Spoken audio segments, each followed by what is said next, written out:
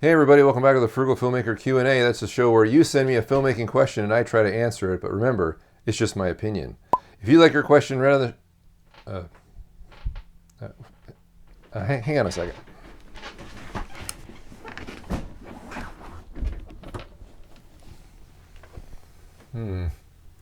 YouTube comment from Sean Stewart. Great video, Scott, but I think you should think about revising your intro tagline. You have great information and you are the talking head of a community. I think "it's only my opinion" discredits the work you have done and that of the community.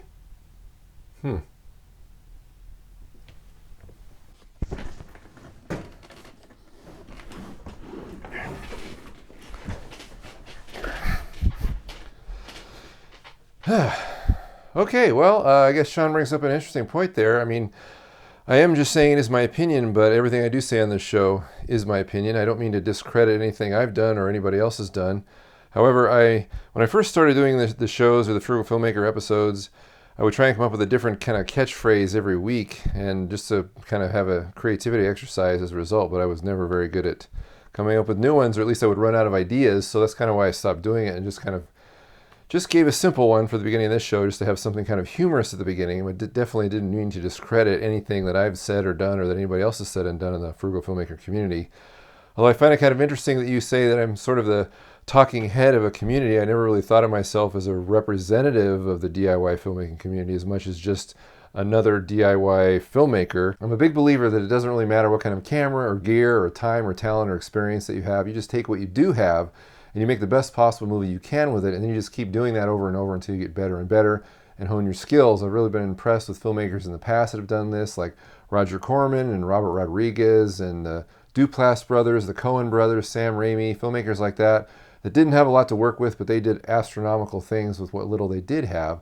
Very, very impressive. To me, that's the spirit of DIY filmmaking, so I hope I'm able to convey that with my videos to anybody that might be watching them, you out there. I don't know how much I think myself as a figurehead as much as just another guy like you who wants to make movies and is just doing the best with whatever he can get a hold of. All right, back to business. If you'd like your question read on the show, please send me an email to thefrugalfilmmaker@gmail.com. That's your best chance you have of getting your question read on the show. You can also leave a comment below, or you can send me a message on Twitter @frugalfilmmaker. My video last week was called Creating a Small Studio Part 2 Lights.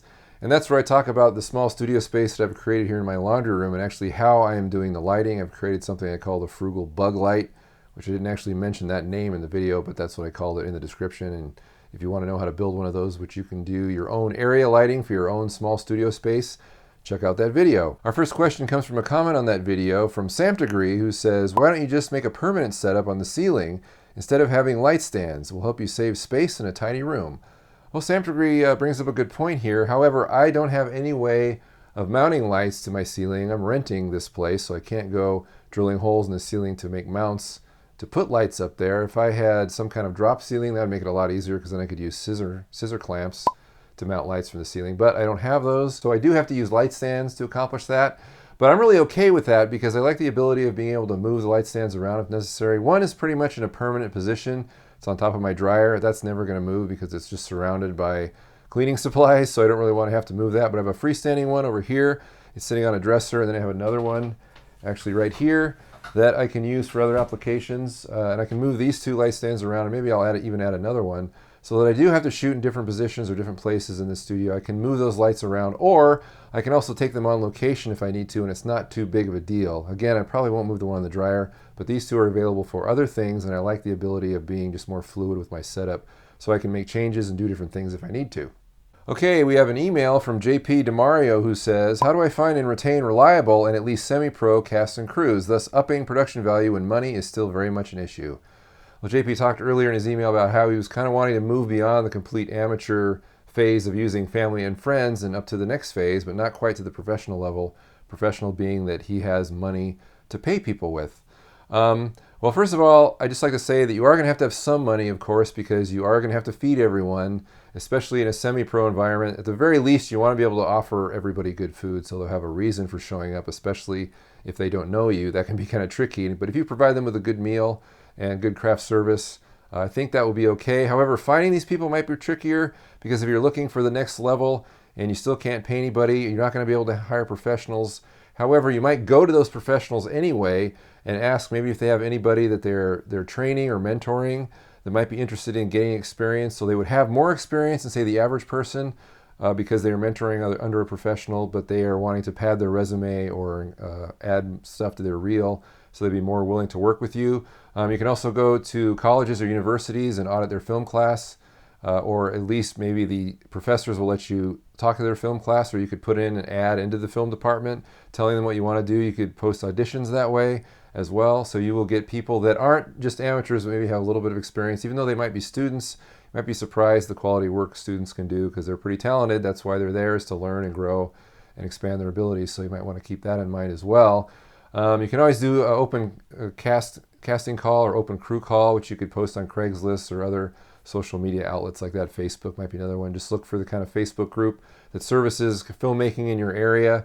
There's usually one if it's of decent size. If you're in a smaller town like me, that might be more tricky. I definitely don't have any access to any kind of semi-pro or pro anything here as far as filmmaking goes, so I'm kind of taking a different route, but it sounds like you have access to professionals. If anyone else has any ideas of how they could attain a semi-pro level of quality on their movies and maybe could help JP out, please leave a comment below. I'm sure he'd appreciate it, and I would too. Okay, our next question comes from a comment from the last Q&A from Sandcrab News, who says, could a recycled dish antenna be used as a reflector?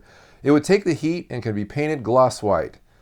Well, this is an interesting idea. However, I'm going to discourage using an old satellite dish as a reflector for the main reason that there are so many other things that are out there that are really, really cheap and inexpensive that could do a much better job, and you wouldn't have to lug around a satellite dish. That's the biggest disadvantage, I think, to doing something like that, is that those satellite dishes are kind of big and heavy and clumsy and awkward and can take up a lot of space. Where if you don't want to spend any money or hardly any money at all, you can just get a whiteboard. You can go to the dollar store and get a white piece of foam core, and that's a great piece of bounce right there, and it's flat and can fit under stuff or on top of stuff. It's really light, no problem transporting it. Or I would recommend, if you can scrape up just like $10, you can get one of these. This is a 5-in-1 reflector. You can get them on eBay. They have so many applications and uses because you have a gold side and a silver side, a white side and a black side, and also a diffusion, which is kind of translucent or almost transparent, but it diffuses light. Very, very handy. You can get them in multiple sizes. The smallest size, which is 22 inches, I believe, which is this one here, is about $10 on eBay. I mean, that's nothing, really. And if you're going to use this at all, which I highly recommend, very important piece of equipment, very useful, I'd recommend getting one of those. Plus, the thing collapses into about a third of its size and has a little carry case. I mean, you really can't go wrong, and $10 isn't a lot of money to spend. But if you don't want to spend any money, dig up a piece of foam core, find a piece of whiteboard, and if you're already buying paint to paint the satellite dish, I would say reinvest that money in something like this or some bounce cards.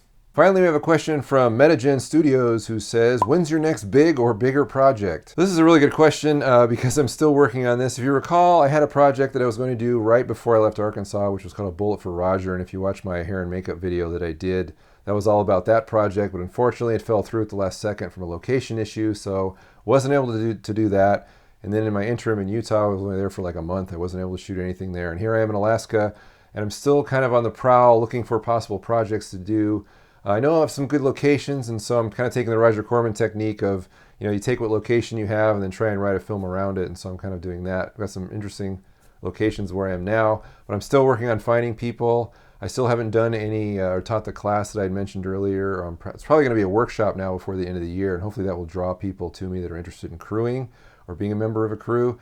I've also communicated with the local drama teacher to maybe where I could possibly get some actors. She knows some people that she can send an email out to and hopefully help me find actors in this area.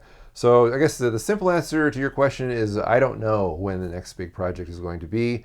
It's been over a year since my last short film, and I'd like to do another one. I'm a filmmaker. I definitely want to make more films than I have recently. I don't want a year between each project, especially when the project's only 5 minutes. It shouldn't take me a year to do a 5-minute project, but I'm constantly making videos for the channel, and just part-time work and family concerns obviously take a lot of time, and so that's difficult, but I really am itching to make another movie. Someone recently challenged me, I can't remember who it was, on one of the comments in one of my videos saying, asking me to try and make a film in my studio here, completely in the studio, and I couldn't cheat by using miniatures. And I think that's a cool idea. I definitely want to do that, create some sort of movie just within this small space here. And so I'm intrigued. I'm intrigued by that, and that's something I definitely want to do, but I still need at least cast members to do that. I'm definitely able to fill every crew position if I'm doing something here in the studio, because I could always just put a microphone on a stand to record sound and then run the camera myself. That wouldn't be a problem.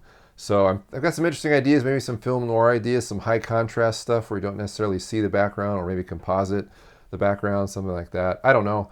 I'm still kicking around ideas, but I like that idea. I think that's a great idea, and I think other people should try that too. If you recall the short film, the Kickstarter film Kung Fury, which is even on Netflix right now, the 30-minute kind of spoof of 80s action movies, that was almost all done in the guy's apartment in Sweden, I think it was, where he just did things in front of a chroma key, a small chroma key, and he composited everything else. And I'm definitely not an effects expert, but that's evidence what you can do in a tiny space with no locations at all.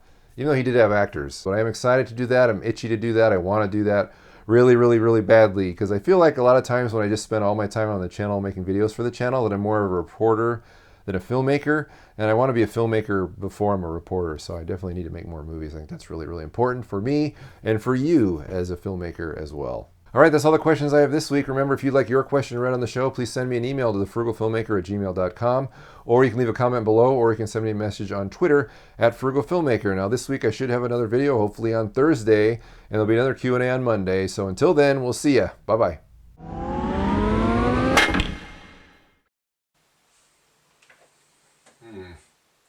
YouTube comment from Sean Stewart.